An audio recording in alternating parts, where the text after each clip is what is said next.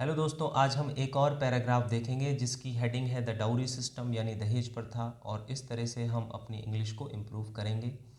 और दोस्तों, इस तरह के टॉपिक अगर हम पढ़ते रहें तो हमारे पास क्या होती है कि इस तरह के टॉपिक्स पर एक डिटेल नॉलेज होती है, इन्फॉर्मेशन होती है। तो कहीं ना कहीं जब हमें डिबेट वगैरह या फिर ड्यूरिंग द कॉन्वर्सेशन जब हमें अपनी बात को रखना पड़ता है, अपनी व्यूज़ शेयर करने पड़ते हैं, तो हम आसानी से कर पाते हैं।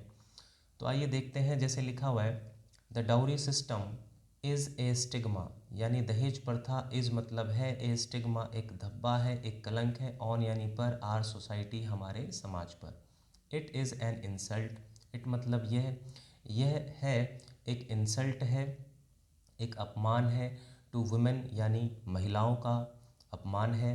इट इज़ ए मैटर, यह है, ए मैटर एक मामला है, ऑफ शेम यानी शर्म का, ऑफ का मतलब होता है का के की, शर्म का मामला है।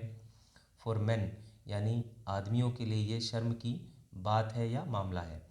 The greed of dowry, of का मतलब होता है का के की और ग्रीड का मतलब होता है लालच। द ग्रीड ऑफ डाउरी यानी दहेज की लालच ने, हैज़ टेकन, हैज़ के बाद देखो थर्ड फॉर्म है, यानी ये प्रेजेंट परफेक्ट टेंस है और इसमें थर्ड फॉर्म लगती है और हिंदी इसकी होती है चुका है, चुके हैं, चुकी है। तो ग्रीड ऑफ डाउरी यानी दहेज के लालच ने, हैज़ टेकन यानी ले लिया है, द लाइव्स यानी जीवन, ऑफ यानी का, मैनी इनोसेंट गर्ल्स का, कई सारी मासूम लड़कियों का जीवन ये ले चुका है। कौन? दहेज का लालच ले चुका है। दे आर टॉर्चर्ड, आर के बाद देखो थर्ड फॉर्म है, ये टेंस नहीं है, ये पैसिव वॉइस है, तो आपको पैसिव वॉइस की भी नॉलेज होनी चाहिए। दे आर टॉर्चर्ड, उनको टॉर्चर किया जाता है, उनको सताया जाता है, फिजिकली एज वेल एज, शारीरिक तौर पर, एज वेल एज मेंटली और मानसिक तौर पर।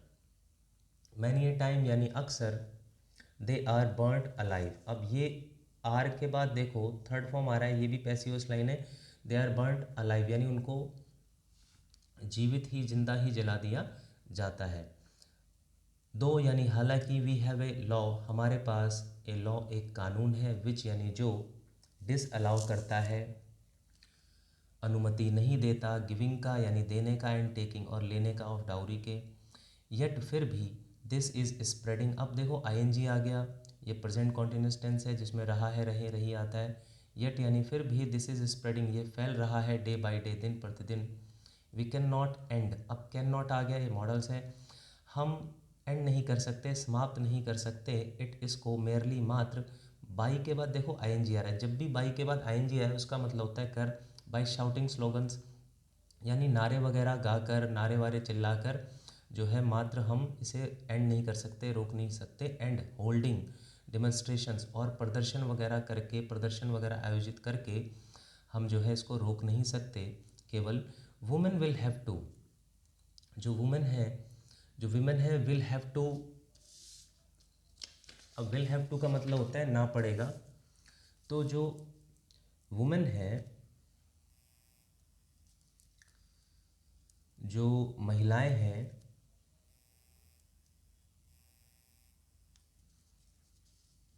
उनको बिकम यानी होना पड़ेगा, साहसिक होना पड़ेगा, बोल्ड होना पड़ेगा।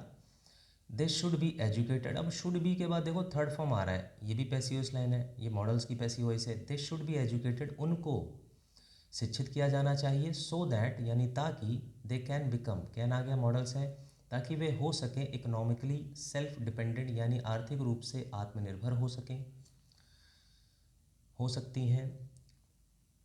दे शुड रिफ्यूज़, उन्हें मना कर देना चाहिए, टू मैरी, शादी करने से, डाउरी सीकर, जो दहेज चाहने वाले लोग होते हैं उनसे साफ साफ मना, रिफ्यूज़ कर देना चाहिए, शुड लगा हुआ है, शुड का मतलब होता है चाहिए, कि दे शुड रिफ्यूज़, उनको मना कर देना चाहिए, टू मैरी, शादी करने से, डाउरी सीकर्स, जो भी दहेज चाहने वाले होते हैं उनसे साफ साफ उनसे मना कर देनी चाहिए शादी के लिए।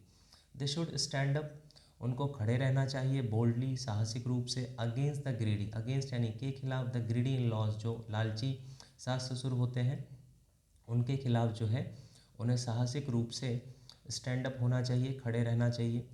हु पेस्टर, जो पेस्टर करते हैं, जो सताते हैं, देम उनको, फॉर मनी यानी पैसों के लिए, एंड वैल्यूबल, जो बहुमूल्य चीज़ें होती हैं, आफ्टर देयर मैरिज, उनकी शादी के बाद। मैन शुड ऑल्सो ट्राई, आदमियों को भी आदमियों को भी शुड ऑल्सो ट्राई, उन्हें भी कोशिश करनी चाहिए टू वॉश ऑफ यानी धो देने की दिस डर्टी स्टिग्मा, इस गंदे धब्बे को, कलंक को।